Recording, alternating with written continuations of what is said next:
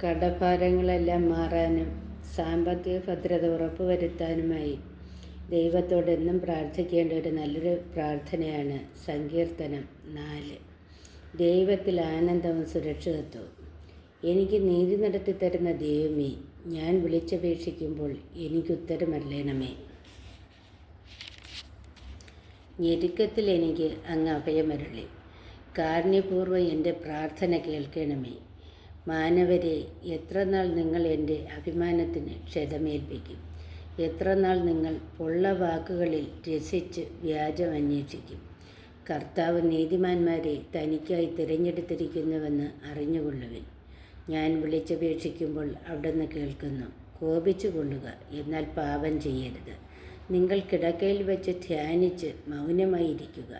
ഉചിതമായ ബലികൾ അർപ്പിക്കുകയും കർത്താവിൽ ആശ്രയിക്കുകയും ചെയ്യുവിൻ.